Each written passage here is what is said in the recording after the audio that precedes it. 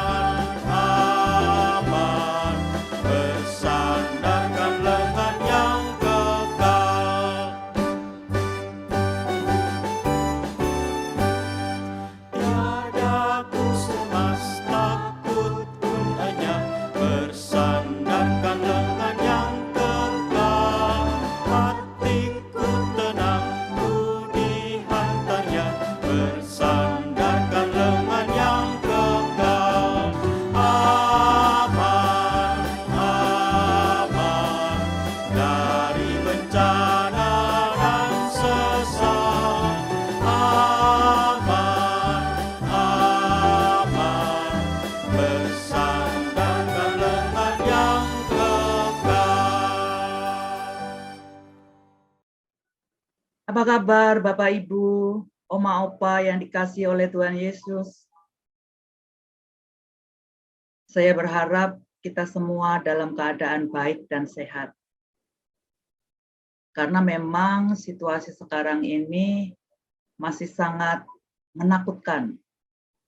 Oleh sebab itu, kalau kita bisa berkumpul, kalau kita bisa bersama-sama beribadah, ini adalah berkat dan anugerah Tuhan. Oleh sebab itu, sebelum kita mendengar firman Tuhan, marilah kita bersama-sama berdoa. Tuhan Yesus yang baik, yang senantiasa memberikan kepada kami kekuatan dan penyertaan, yang senantiasa memberikan kepada kami kenyamanan, yang juga memberikan kepada kami kasih sayang yang begitu besar di dalam kehidupan kami. Kami bersyukur untuk semuanya itu.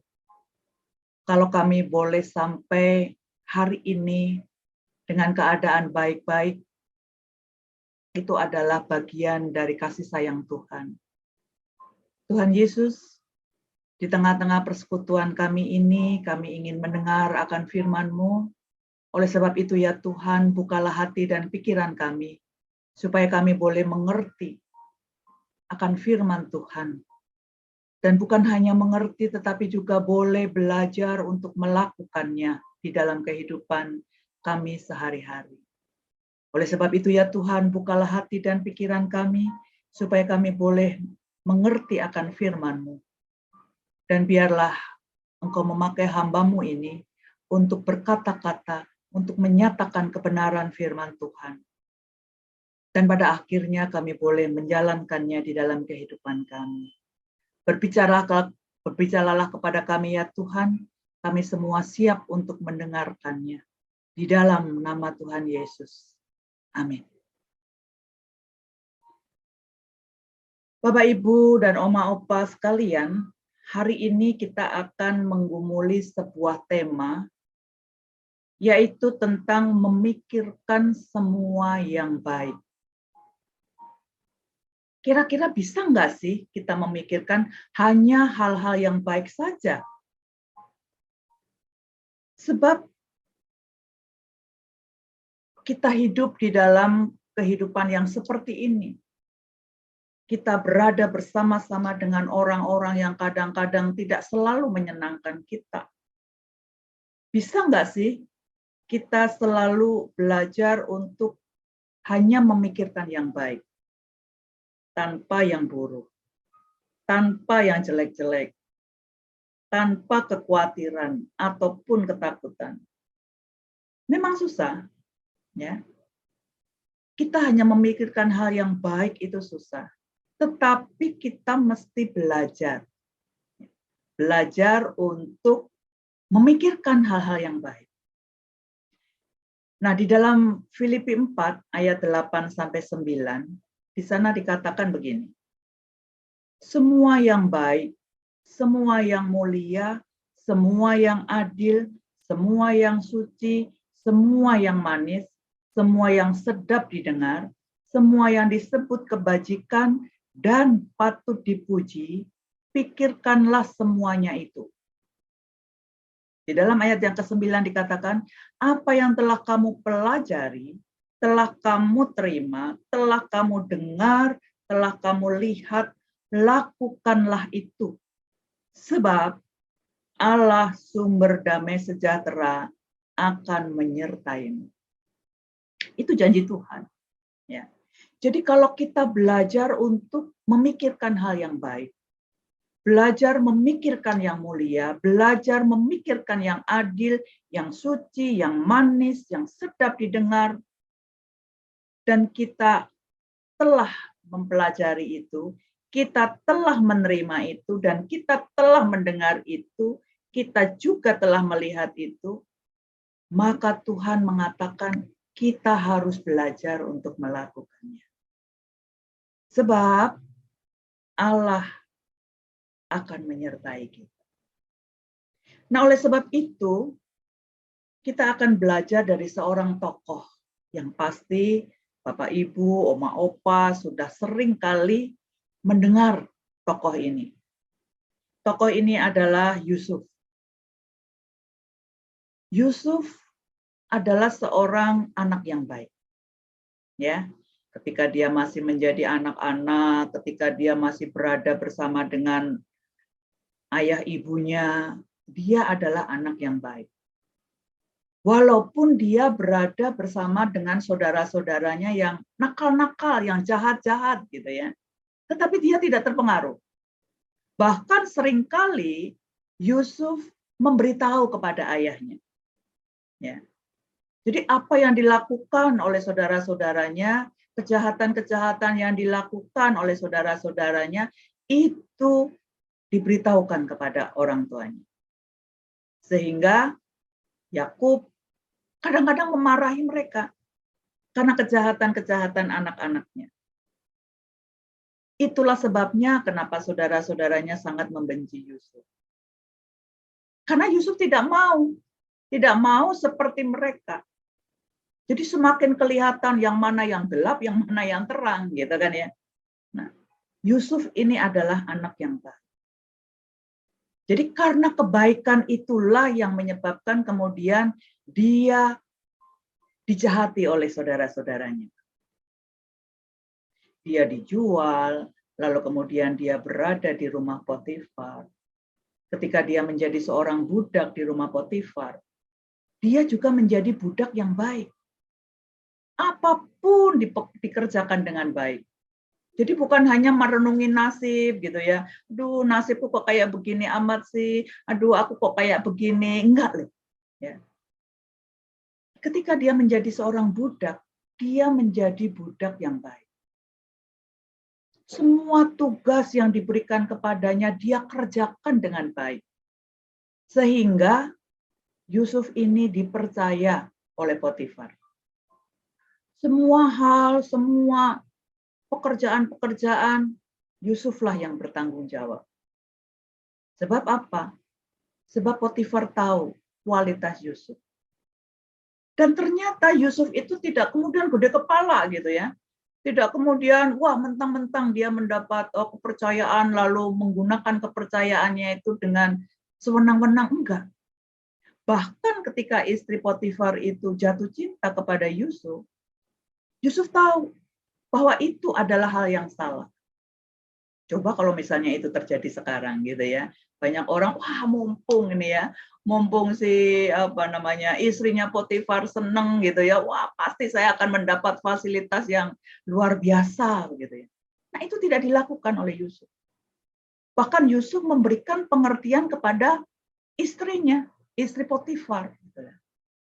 Dia berkata bahwa semua pekerjaan itu diserahkan kepada saya.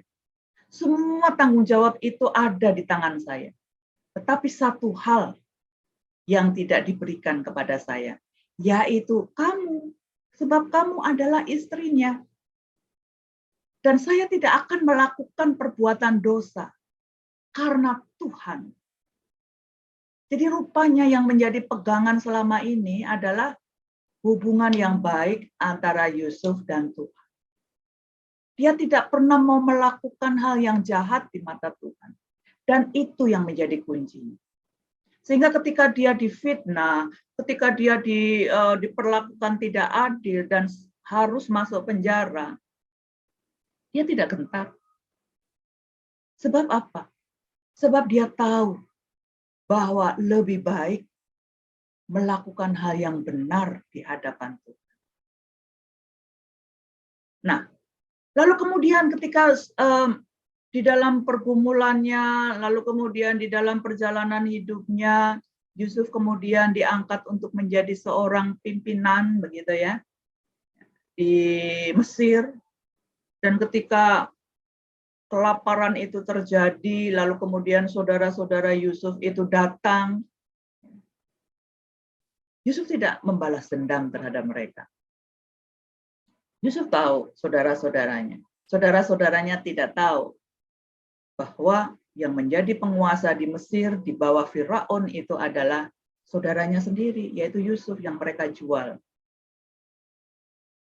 Lalu di dalam pertemuan, ya, kesekian kalinya, kemudian Yusuf itu memperkenalkan dirinya kepada saudara-saudara. Bagaimana reaksi saudara-saudaranya? Wah, takut, ya, terkejut, begitu kan? Wah, kalau ini yang menjadi penguasa nih Yusuf, matilah kita semua. Pikir saudara-saudaranya. Tetapi apa yang dilakukan oleh Yusuf ketika Yusuf memperkenalkan dirinya? Dia katakan, inilah aku. Masih hidupkah Bapa? Saudara-saudaranya takut. Apa yang dikatakan Yusuf? Sini, ayo ke sini. Ya. Itu bukan salah kamu. Jadi kalau kamu menjual aku, itu bukan salah kamu. Itu adalah bagian dari rencana Tuhan. Tuhan sudah merencanakan. Tuhan sudah menyuruh aku mendahului kamu. Supaya apa? Supaya keluarga kita ini selamat. Luar biasa kan? Itulah Yusuf. Seorang tokoh yang memberikan inspirasi bagi kita. Kenapa Yusuf bisa seperti itu? Karena selalu dia melihat dari sisi positif. Dan ini susah. Kita ini kadang-kadang dibelenggu, kita ini kadang-kadang lebih gampang untuk melihat dari segi negatif. Nah, oleh sebab itu, Yusuf memberikan pembelajaran bagi kita. Supaya apa? Supaya kita itu belajar untuk memikirkan hal-hal yang baik. Jangan memikirkan hal-hal yang buruk. Jangan memikirkan hal-hal yang jahat. Jangan memikirkan hal-hal yang membuat kita itu tidak nyaman. Gitu. Iya kan Ibu Bapak ya? Kalau kita hanya memikirkan hal yang buruk, selalu dari sisi negatif, membuat diri kita itu tidak nyaman. Ya. Saya kenal dengan seseorang gitu ya, dia itu selalu berpikir negatif. Dan dia mengatakan, memang saya itu lebih gampang curiga ya daripada percaya terhadap orang lain gitu ya. Dan itu terjadi loh. Ya. Suatu kali dia pulang nih, dia cerita. Dia pulang ke Jawa. Ya, dia pulang ke Solo lah ya.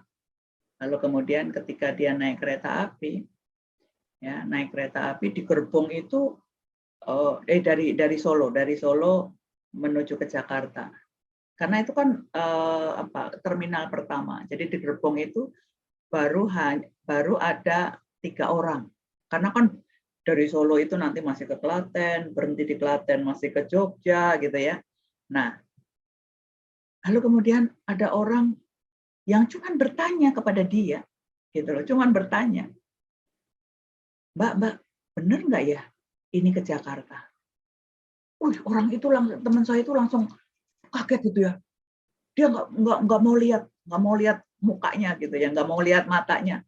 Karena apa? Dalam diri dia sering baca kan ya. Kalau melihat kalau orang dihipnotis itu ya, dia melihat matanya bisa terhipnotis. Dia nggak mau lihat. Udah ketakutan gitu ya. Lalu kemudian saking takutnya dia bawa barang-barangnya ini ke restorasi. Ya, ke restorasi. Di situ dia melihat ada keluarga gitu, senang. Keluarga ada anak-anak kecil gitu senang. Nah setelah sampai di Klaten, sampai Jogja kan mulai banyak orang itu baru dia berani ya duduk di tempat duduknya. Kenapa sampai seperti itu? Dia merasa tidak nyaman, ya, karena dia selalu berpikir bahwa orang-orang di sekitarnya itu seringkali melakukan kejahatan. Jadi kalau dia baca berita, ketakutan gitu ya. Jangan-jangan ini terjadi pada dirinya. Nah, ini orang yang selalu berpikir negatif itu seperti itu contoh ya. Nah, bagaimana kehidupan kita? Seringkali kita juga akan mengalami hal itu kalau kita selalu berpikir negatif. Kita punya mantu, waduh, mantuku itu nyebelin banget sih. Setiap lihat, wah sebel gitu ya.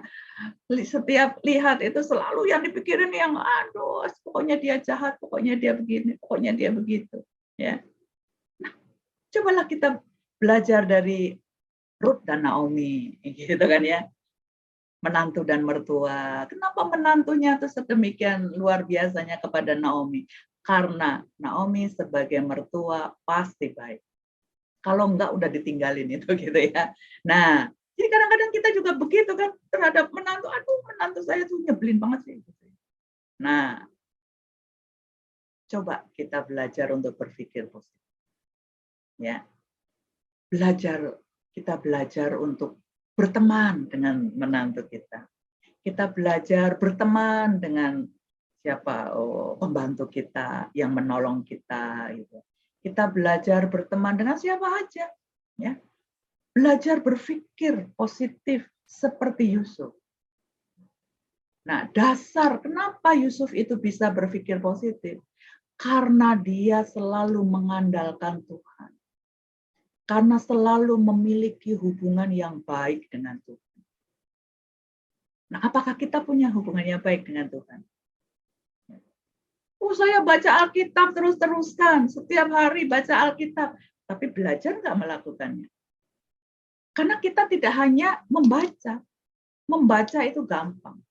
Mendengar firman Tuhan itu gampang. Yang sulit itu adalah melakukan. Yang sulit itu adalah ketika kita berhadapan dengan kehidupan nyata. Ya kan ya? Yang sulit itu ketika kita harus mewujudkan firman Tuhan itu. Kita tahu bahwa firman Tuhan itu selalu mengajarkan hal yang baik. Contoh-contoh yang baik yang harus kita lakukan. Contoh yang buruk ya jangan kita lakukan gitu kan ya. Nah, dan itu yang harus kita lakukan. Jadi firman Tuhan itu kita baca setiap hari oke, dan harus. Tetapi kita juga harus belajar untuk melakukan. Bukan hanya dibaca aja, bukan hanya didengar saja, tetapi kita lakukan di dalam kehidupan. Sebab apa yang kita dengar, apa yang kita pelajari, apa yang kita pikirkan, itu yang harus kita lakukan. Nah, oleh sebab itu, belajarlah bergantung kepada Tuhan. Ketika kita belajar menggantungkan diri kepada Tuhan, kita belajar takut kepada Tuhan, maka apapun yang kita lakukan, itu selalu kita komunikasikan dengan Tuhan. Tuhan benar nggak yang saya lakukan? Tuhan kalau saya melakukan ini kira-kira baik nggak ya? Sesuai dengan firman Tuhan nggak ya? Gitu ya. Nah itu yang selalu menjadi pertimbangan. Seperti juga Yusuf tadi kan, ketika istri Potifar menggoda, ya, ketika ada sesuatu yang mungkin lebih nyaman di depan Yusuf, Yusuf berani berkata tidak. Karena kamu adalah istri Potifar. Dan kalau aku melakukan itu adalah kejahatan di mata Tuhan. Wow, luar biasa kan ya. Berani nggak kita melakukan itu? Ya. Oleh sebab itu, kalau pada saat ini kita belajar tentang memikirkan semua yang baik, karena itu harus. Konon katanya, salah satu penyebab seseorang sakit itu adalah ketika kita memendam rasa sakit hati. Atau ketika kita menumpuk kebencian itu di dalam diri kita. Sehingga itu akan mempengaruhi kesehatan kita. Setiap hari kita mikirin itu terus. Setiap lihat orang itu, aduh kebencian itu menumpuk gitu ya.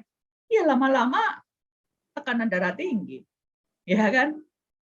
Setiap lihat itu, aduh surah sepaneng duluan, tidak membuat nyaman. Gitu.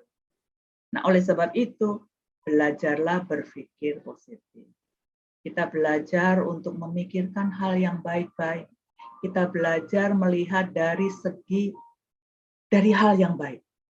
Jadi yang kita kembangkan itu adalah pikiran-pikiran yang baik. Sehingga apa? Sehingga itu mempengaruhi kehidupan kita, mempengaruhi kesehatan kita, mempengaruhi iman kita kepada Tuhan. Oleh sebab itu, Bapak, Ibu, Oma, Opa, kiranya firman ini bisa menjadi teladan di dalam kehidupan kita.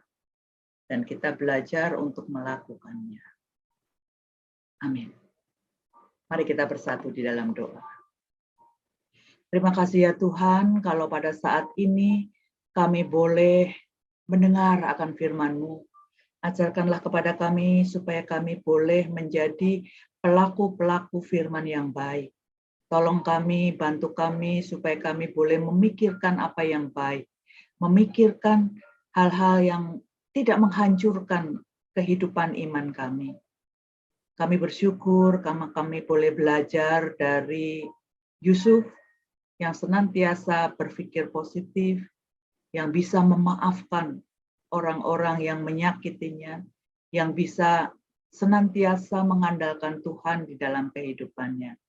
Dan biarlah kami juga boleh menjadi orang-orang yang seperti itu.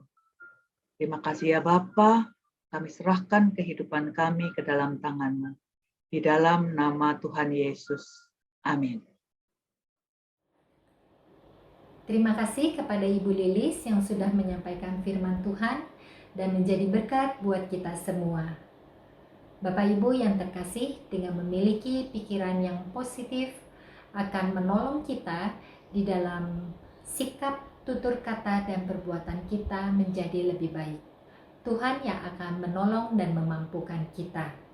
Nah, Bapak Ibu, sebagai lagu penutup dan mengakhiri ibadah kita, kita nyanyikan sebuah lagu Semua Baik. Tuhan Yesus memberkati. Salam.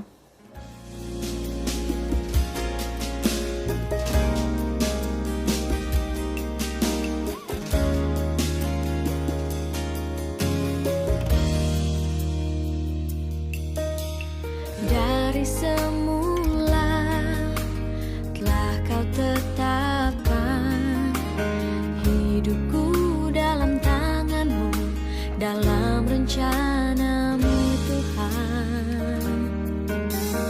Rencana indah telah kau siapkan bagi masa depanku yang penuh harapan.